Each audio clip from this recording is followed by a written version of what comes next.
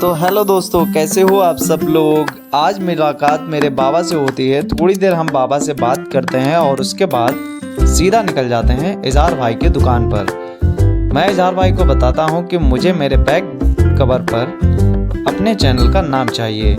इजहार भाई अपना काम चालू कर देते हैं। उसके बाद वो मेरे बैक कवर पर वही काम करते हैं जैसा कि मैं उन्हें बोलता हूँ। थोड़ी देर बाद समझ में आता है कि पीछे गाड़ी पर भी मुझे अपने चैनल का नाम लिखवा देना चाहिए।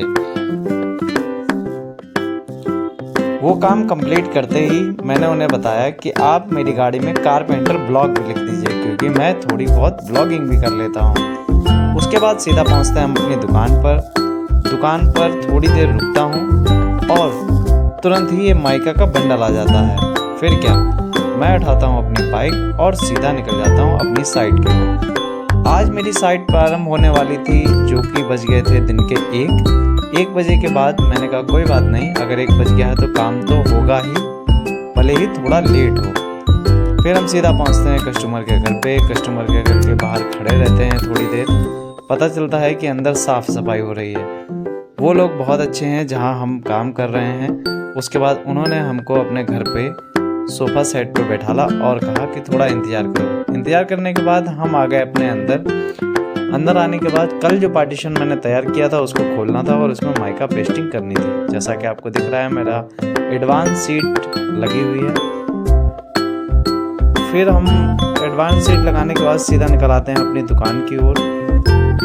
गर्मी बहुत ज़्यादा हो रही थी। फिर हम सीधा पहुंच जाते हैं गन्ने की जूस की ठेली के पास, क्योंकि मुझे जूस बहुत पसंद है और सुना है इससे एनर्जी भी आती है। फिर क्या, थोड़ी देर में ही फ़ोन आ जाता है भाव भाई का।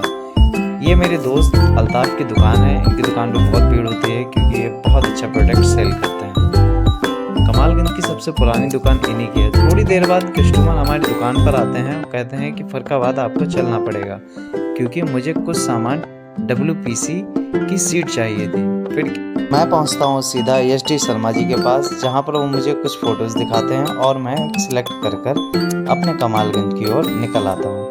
थैंक यू सो मच मेरा ब्लॉग देखने के लिए। Please subscribe.